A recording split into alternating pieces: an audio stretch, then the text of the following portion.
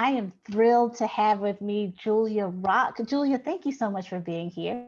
Thank you so much for having me. I'm so excited to be here. I've wanted to talk to you for such a long time.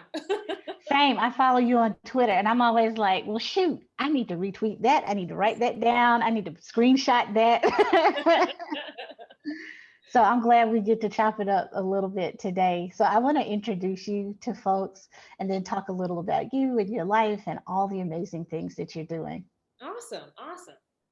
So, Julia Rock is the owner of Rock Career Development, a career solutions firm that helps ambitious Black and people of color professionals break through career plateaus to earn more income and secure fulfilling job opportunities where they can truly thrive and achieve their career potential. Julia is a coach, a career and leadership development coach. She's got all kinds of certifications, y'all. She's a certified professional resume writer, certified employment interview professional, and a sneakerhead. She's got a YouTube channel with some dope unboxings. You got some, what would you just get? Some off-white Jordans that I was Of excited to see. course, yes. That's right. So you do a lot of things. You have a full-time job. You also have a coaching practice. You have signature methods. You help your clients secure their dream jobs that they can earn more money in, plus some other things. You've been featured all over the place, Fortune, Beauty Insider, Blavity, and the list goes on and on. So what is your backstory? Like, where did you grow up? What was your early life like? Yeah, so I actually grew up in Brooklyn in Brownsville. So if you listen to any Biggie song or Jay-Z, you've probably heard Brownsville mentioned at least once. So I grew up there. My family is originally from Barbados, though. So yeah, I come from a family of immigrants, and so we grew up in Brooklyn and Brownsville, and while we lived on the good Christian block in the hood, right? So yeah, the projects on one end, and the unsavory characters on the next block. But we lived on the good Christian block. But it was an interesting life, because my parents came over from Barbados, and they had to start over. My dad was a teacher in Barbados, my mom was a nurse, and they came to the U.S. and they had to start over with their GED. So they really had to work their way up. And so for us, it was just, they worked really hard to try to give us a better life than what they grew up having in Barbados. And so I was one of those kids that went to school, tried to stay out of trouble as much as possible, was teacher's pet. But it was a lot of focus on going to school and trying to get a good job so that you could live a better life, right? And so that was really what my life was like as a kid, was really school, come home, try to stay out of trouble. And my family was very religious; they were Seventh-day Adventists, so I spent a lot of time in church. I still practice the Seventh-day Adventist beliefs. But that's how I grew up, is just a faith-centered, a God-centered childhood with my family. So that's a little bit about my backstory. Just growing up in the hood in Brownsville with some good Christian parents. Now that's cool. And I grew up similarly though in the deep South. Okay. And I always got that same thing. Like, you go out and you get a good job. And one of the things I learned when I did go out and get that good job was that I hated that good job. Like, the good job had 6 figures, it had the benefits, it had all these things, but it just was not me. So I'm wondering, like, what was your first good job and how did you feel about that job? So my first good job was I got an internship at JP Morgan Chase, and so that was my first taste of real job money, because it's an internship, double digits hourly pay, and I was like, okay, all right, and then I got extended a full-time offer there. And so I did that for a while. I did that for 3 years, and I got promoted twice while I was there. And so I was having a good career. And then I decided to go back to school, because I was like, okay, I don't want to do financial services anymore. I don't know what I want to do, but let me go back to grad school. But even starting at that point, at that Chase job, I was like, okay, I'm doing this, but do I really want to do this? But I kept doing it because it's like, hey, that's what you're supposed to do: have a good job and go to work and earn money. But at that job, probably about a year and a half into that job, I started feeling that I don't know if this is really for me. And then, like I said, after 3 years of working, I went back to grad school to try to find myself a little bit. Mhm. And did you? So did you find yourself in grad school? So it's interesting. Interestingly enough, so I went to so after I finished grad school, I got into oil and gas, which is where I currently work now. And so I thought I was starting over. And I was like, okay, learning new things. It's a new industry, still doing finance, but it's in a new industry. But while I was at the company, that's when I started to see things from a career perspective, where I wanted to do more good and I wanted to start my business. And that's where the bug started to hit me about 2012, 2013, where I was just like, I'm doing this and that's okay. But I'm like, there's more that I could be and I could do and I could add value, especially to the people that look like me. And so that's where it really started to hit me. Like I said, 2012, 2013, when I was finding myself. Yeah.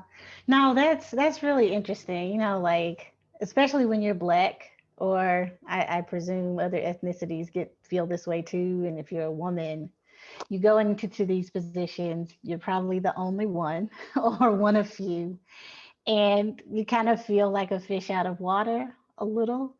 And I'm wondering if you felt that way. Like, what made you decide to start your business while you're working in this oil and gas industry, which I've always heard is very lucrative.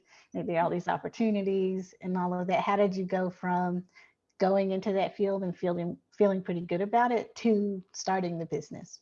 Yeah, yes, oil and gas, the six figures, life is great. But what really kind of started it for me is like, when you go there, my team that I joined, while our immediate manager, she was Black, like the other analysts that were there, the majority of them were not Black. And I was like, okay. And then I had actually started recruiting on behalf of the company, because, they have the affinity recruiting program. So you go out and look for, whether it's Black or Hispanic or what have you. And I said, you know what, let me go and be a part of that. Because, at least I would have a say in trying to get more people in the company that look like me and kind of change the face a little bit. And I saw the stark difference in performance between Black candidates in terms of how they were presenting themselves and their professionalism versus non-Black candidates. And I'm like, I wonder if this is part of the reason why a lot of us ain't in here. So I'm like, is it just, and it wasn't for lack of intellect or skill, because you could read their resumes, but it just like the polish wasn't there. So it's like, oh, clearly they're not getting whatever coaching or mentorship or information that everyone else seems to be getting. And can I help to fill that gap? Because I had started writing resumes for fun back in 2006 when I was in college, and I was just doing it for free, and I coached one of my friends to his first six-figure job in 2013 as well. And so between that and then seeing the stark difference in how Black candidates were performing, I said, well, I've got a skill set. And my company, is one of the biggest oil and gas companies in the world, and we should have the best Black talent in this building. And we don't. And the question is why? And can I do something to help change the face of that? Even, if my little plot of land, if I start my own company, can I do something to change that? So do you see yourself as an entrepreneur? I work with a lot of Black women who want to start businesses. They don't think of themselves as entrepreneurs. They know they have like some skills, they know they're good at some things, but they're not sure if that translates into really starting and owning a business. So did you always see yourself doing that? Was this, it's like you see the need and you meet the need, or what was that like? So I never really saw myself as an entrepreneur, because that's not how I grew up. It's like, go get a good job, go to college, get a good job, have 2.5 kids, love the Lord, and find yourself a good husband, all that, and that was my life. But now, my entrepreneurship was driven by purpose, not by, I want to make more money, right? So, I mean, because you can do anything and make more money. You can always get another job if you want to make more money. For me, becoming an entrepreneur was about, the need that I'm seeing is too great for me to just turn a blind eye, especially because it's for the people that look like me. Obviously, I have clients of all walks of life now, but at the time it was like, I can't stand idly by. And I feel like that's what, when it comes to entrepreneurship, that's what sparks you a lot of time. It can't just be money, because it's a struggle to be an entrepreneur. You don't see sales coming in the first day. You're scrapping and scrounging. So it can't be just money. So for me, it was more of a purpose-driven thing. Finally, it was hitting me, and it's like, there's a problem and I think I can fix it. If I put my shoulder to the wheel, could I help fix it and help elevate the people that look like me? No, that's beautiful. So driven by purpose, you say, I see these Black folks need help and I'm going to be the one to help them. How did you get your first paying client? What did that look like? Man, so funny enough, one of my good friends actually helped me to put the word out that I'm starting to charge for resumes. So if you need to get your resume together, he had some friends who were looking to get their resumes done, and he kind of just put the word out on his social media platform. And I was charging $30 for a resume back then. And What year I was this? remember, I'm sorry? What year was this? This was 2013. Okay. July Okay. 2013, I got my first paying resume client, $30. And I remember seeing that come into my PayPal account, and I was like, oh man, I'm paying clients. And so that was an experience for me. Cause I'm like, I've been doing this for free for almost a decade, and helping people get results. And so to get someone who paid me, I was like, man, like, could I actually do this thing? And it was like $30, you know? But it was an experience. But from then, like I said, it helped me to know that, okay, there is a need and people are willing to pay for this service because they can't do it themselves because they've tried. But also, even if you can do it yourself, you can always have someone do it better and position you better for success than you trying to, DIY it, Cool. So you get that first $30. I assume you get some more $30. Did you did you register an LLC or incorporate a corporation right away? Did you just start working with people one-on-one? What was that whole process like? How'd you figure it out? So I'll be honest, I kind of started just a side hustling it, so I didn't do the LLC or anything till much later.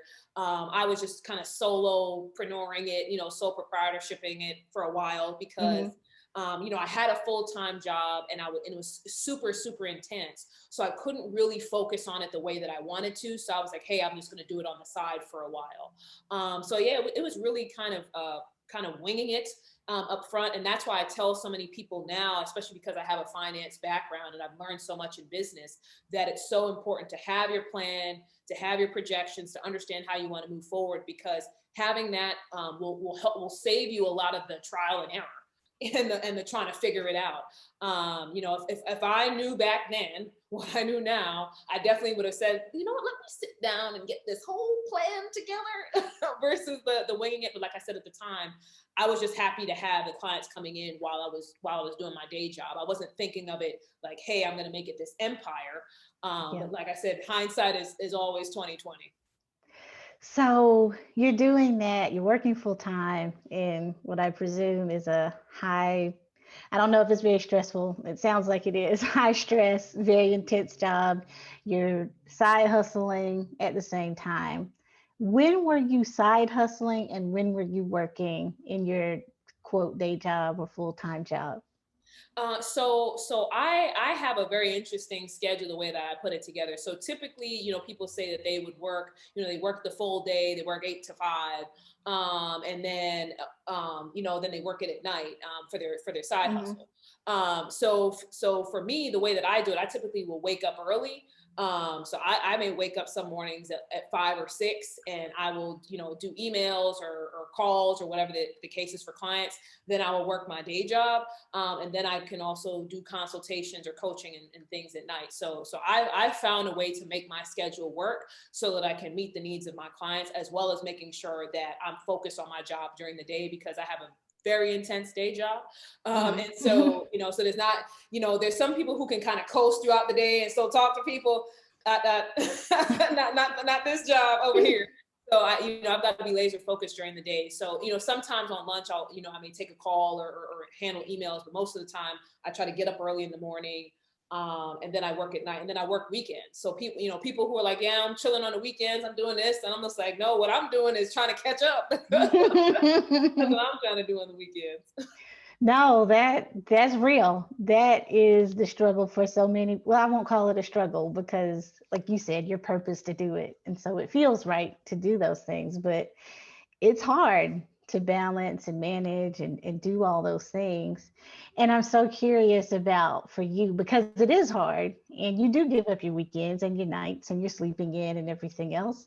Why do you feel purpose to do exactly this, right? Because there's so many challenges around us, there's so many problems we can solve. What was it about specifically helping Black people, other people of color with their careers that made you say, you know what, this is it? Because you have a finance background, you do all these other things. How did you find that purpose?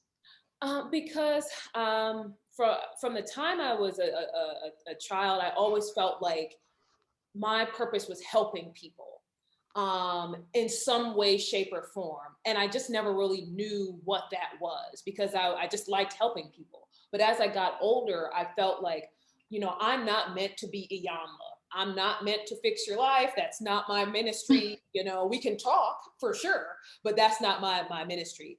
But I am able to help people elevate above where they think they are in their heads professionally. That is something I'm really good at. And I feel like, especially for Black people, society has told us so much that we're not good enough. We can't get there. Our ceiling is here. And so for me, knowing that I've hustled in my own career to break some of those boundaries where people tell you that you can't get to or you can't get into this room, that I know that it's possible for other Black people so that we can have the quality of life that everyone else seems to have. Because when you change your career and you have happiness at work, it permeates every other area of your life. Because you notice with Black people, if you don't have enough money, you're upset, your relationship bad, your mama mad at you, your kids mad at you, that, everything has just gone to hell. And so if you can fix that piece so that you have that peace of mind with your career and you feel fulfilled there, it permeates everything else. And we deserve to have that quality of life and that peace of mind that everyone else seems to have. And because we've got the skills, we've got the expertise, they want to learn from us. So the idea that we're not in those rooms and in those conversations and having those careers, I was like, I can't stand by knowing that I can help. Like I said, Yeah. Iyanla, not my ministry. I can help you with your career though. We can get that to the next level. No, that's dope. That's so like, so you help people get the next job, you help them figure out all the different things that need to happen. Is it harder now or is it easier now to coach people through finding jobs in the market that we're in? Because on the one hand, it feels like, it is a hard time. So maybe people aren't hiring. But on the other hand, everybody is on this diversity, equity, and inclusion bandwagon. And it seems Right. like they're looking for people of color a lot. So is it harder or easier now? So I think it's a mixed bag because on the one hand, it's harder because I think that there's also mindset challenges that you're trying to get over and deal with right now. Because between everything that's happening from a racial perspective and COVID and the uncertainty and the election and so forth, it's just a lot on everybody. But then you also have the flip side of people who are just like, I know this is the right time for me. For that very reason, companies are looking to hire and to diversify their ranks. And, or people are looking to exit the company that they were in because they've had some level of realization or they've been burnt out by their organization and just like, you know what? I now know where I want to go. I don't want to do this anymore. I'm laser focused. I'm ready to dive in, Julia. Can you help me get there? So it's like I said, it's a mixed bag. People are exhausted, but I think some people are also just kind of energized. Like I want better because I don't want to do this anymore. Yeah. Right? Yeah. No, that makes a lot of sense. It does. So it sounds like you have to have lots of different skills to work with so many different types of personalities and job types and career paths and everything else. Yes. And like we were saying at the top of the interview, you have lots of certifications. And I'm wondering how you feel about like going out and getting trained before jumping into entrepreneurship, or did you jump in first and then get certifications? Where does the new training come in, if it comes in, the beginning, the middle, and the end? And have you found them helpful in the work that you do?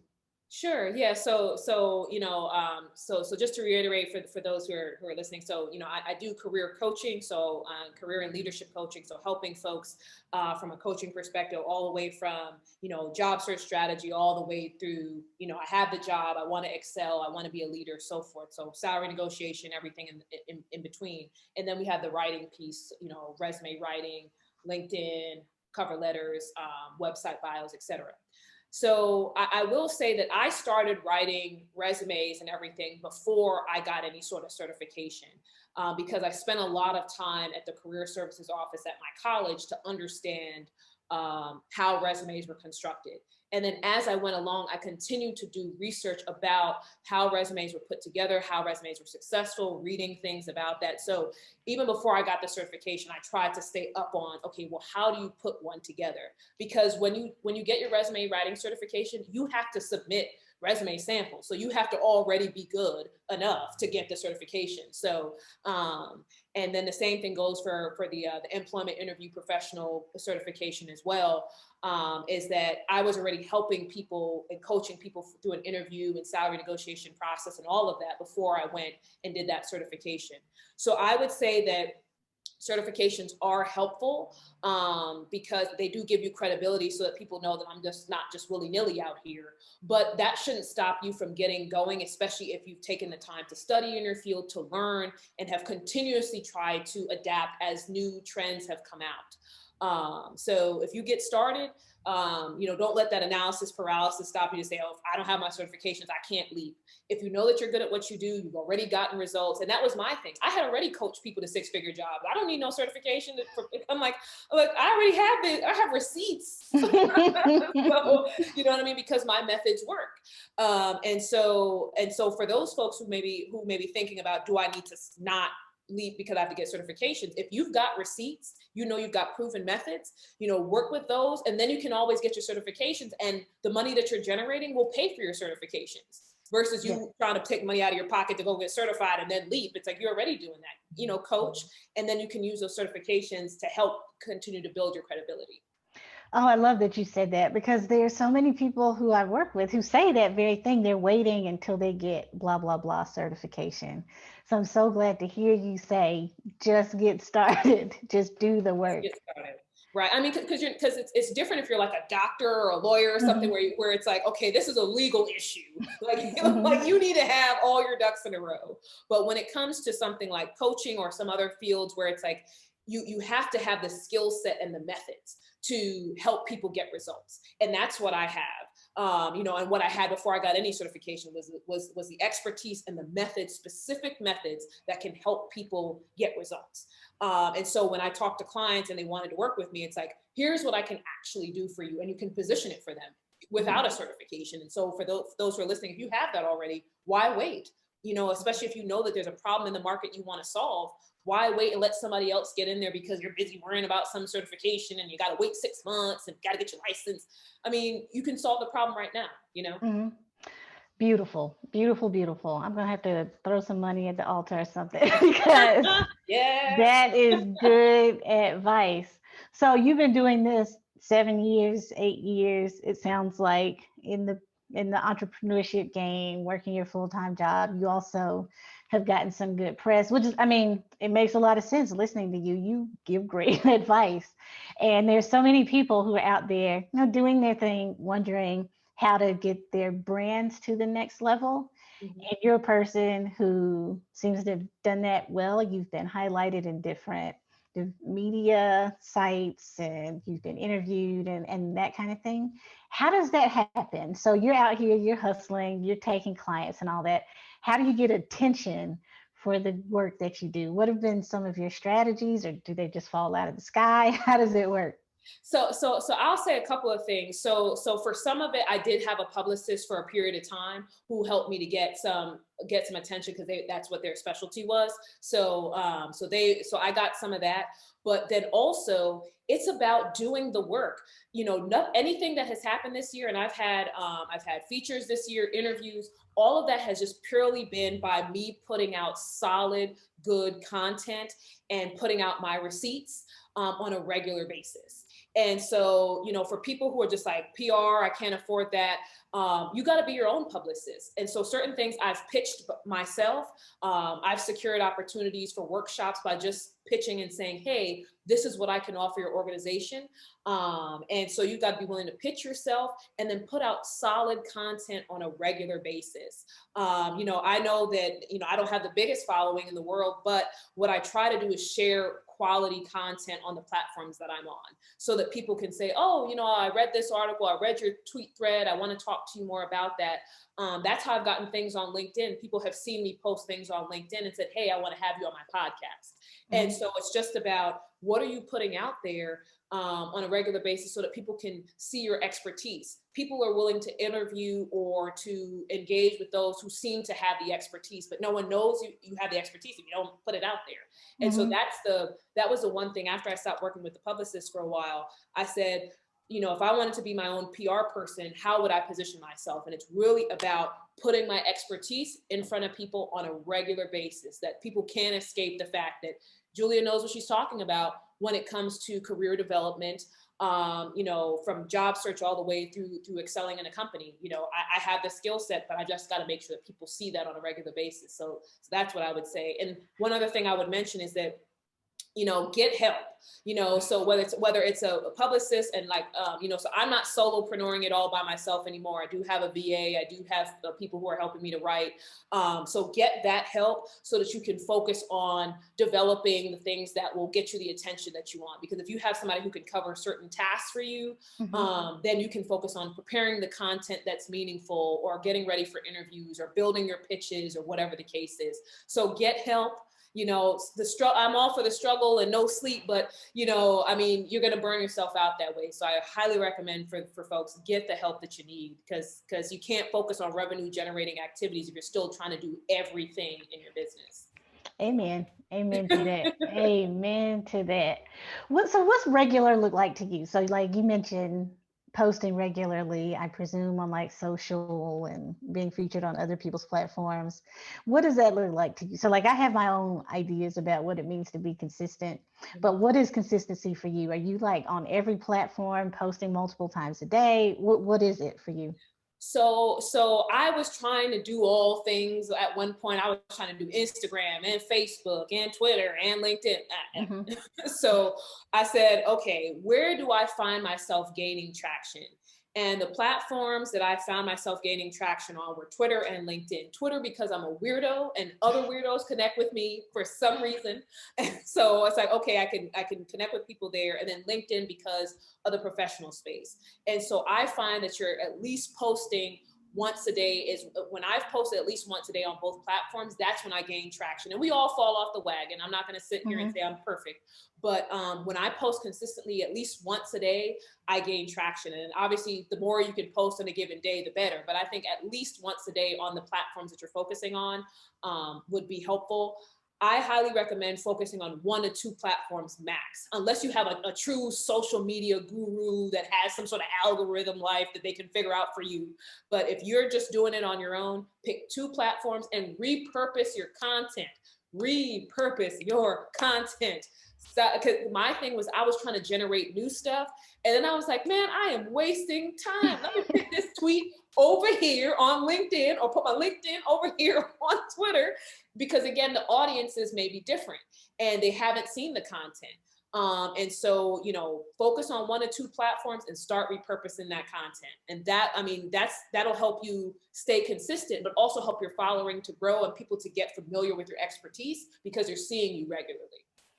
Oh, yes, definitely, man. So I preach that same thing about being consistent on one thing or maybe 2 things, but still repurposing. Right. Right. And repurposing for sure. I love that. And so you mentioned LinkedIn and Twitter as your places because you're getting traction. So for people who are trying to figure out all of this, what does traction look like for you? Is it followers? Is it new paying clients? Is it new people on your email list? How do you know when X platform is the right platform for you?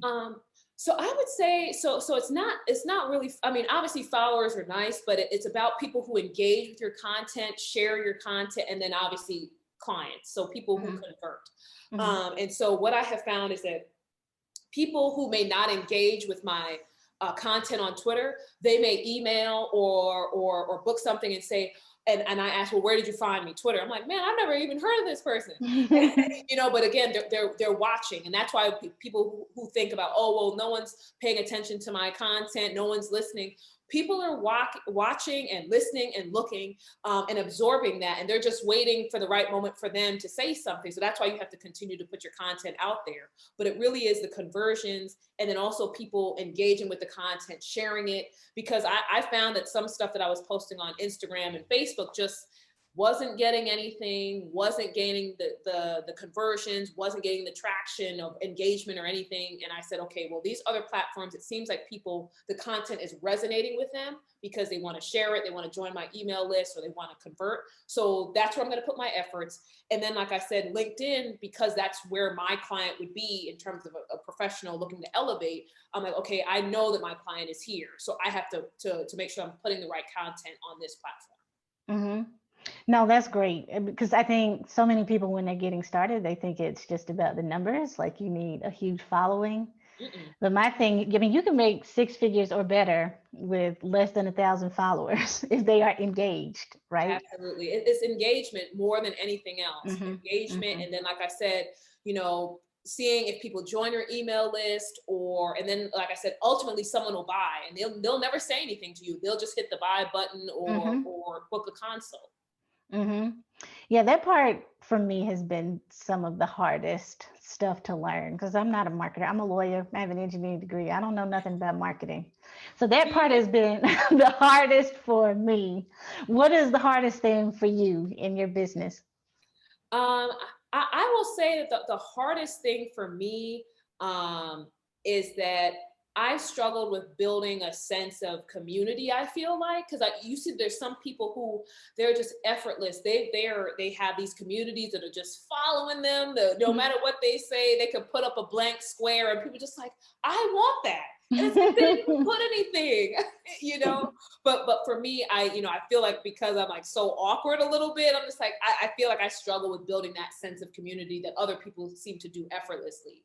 So what I've tried to do is just say, okay, if that's not something I'm particularly good at, can I try to do it another way by sharing content and sharing the positivity that just I'm used to. And I find that a lot of the positive comments and things that I put out there is just, it helps people just to connect with me. And it's like, hey, I really needed that, and so forth. And those are people that will then engage with your content afterwards. I'm like, okay, well, I can't do the community thing, but can I inspire people? And then that gets them to read the other stuff that I'm posting. But that's really been the hardest thing. That community where people can just get a tribe of people who want to buy whatever they put out. That ain't my lane. I don't know why. That's not my lane. So I'm like, let me try something else and see if you do what works for you. Right. And it is working. And so that's a beautiful thing. Absolutely. So grateful for that, for sure. Yes. Yeah, I'm sure. So what's the future look like? So you've got like all these things that you're doing. What is the future of your business? What's the next step? What's the next product? Is a book in the works? What'll be next?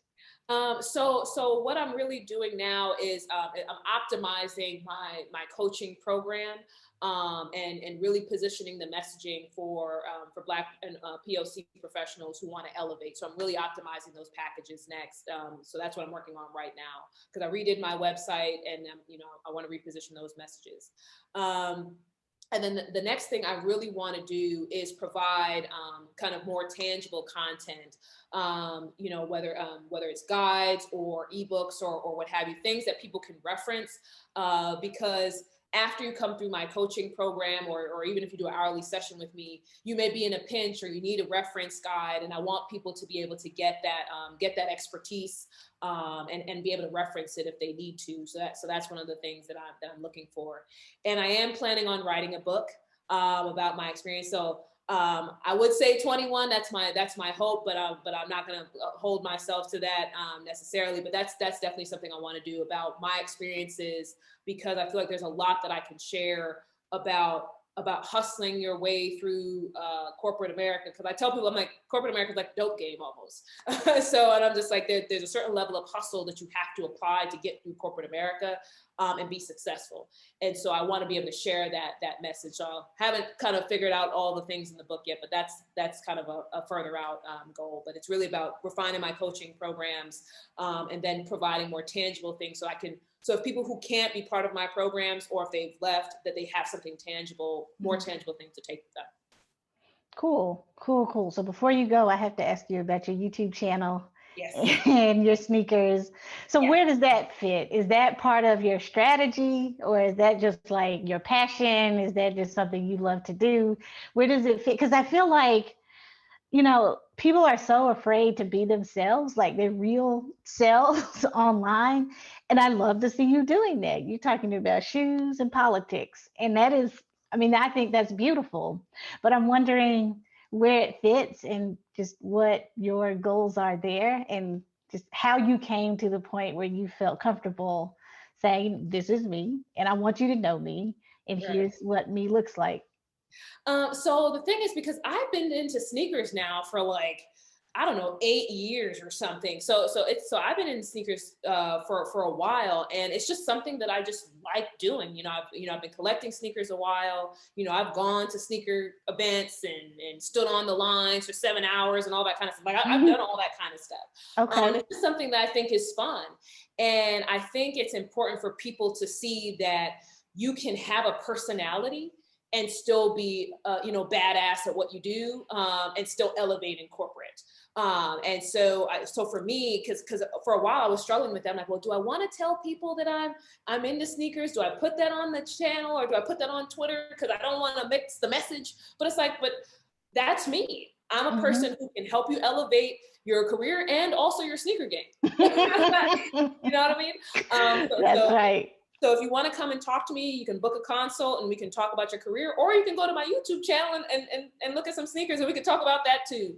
And what I've been able to do with that as well is that, especially when I talk to young people, that's an angle that I have as well, is that, if you're talking to them about careers and so forth, you can also tie in sneakers and things to those conversations. And then I've also been able to partner with groups who are focused on sneakers, but also thinking about elevating the whole person.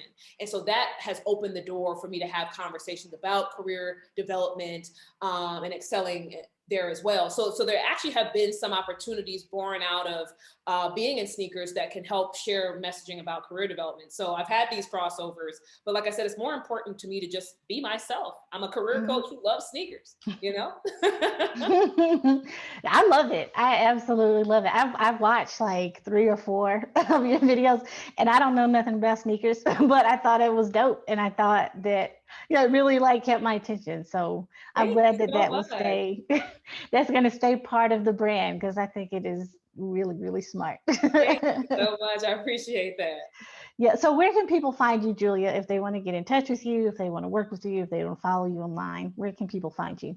Absolutely. So I'm pretty consistent on all platforms. So from a business perspective, my website is www.rockcareer.com. And then on all social media platforms, it's @rockcareer. So you don't have to, so it's consistent. You don't have to try to figure it out. And then if they want to connect with me personally, they can follow me on Twitter and Instagram at the Julia Rock. So I couldn't get Julia Rock, somebody else took it. So, so it's at the Julia Rock on LinkedIn, on Twitter, and on Instagram, and then they can just look for me on LinkedIn at Julia Rock. Awesome. Thank you so much. This has been a lot of fun. I'm excited we got to connect. Thank you so much again for having me. I'm so glad we had a chance to finally chat. Thank you. Yeah, so for those of you listening or watching, if you have questions, feel free to drop a comment below. If you're watching on YouTube, if you're listening on the podcast, head over to shantavia.com and make sure that you find this episode, drop a comment. Would love to talk more about careers, about branding, about bringing your full self into your work and into your YouTube channels.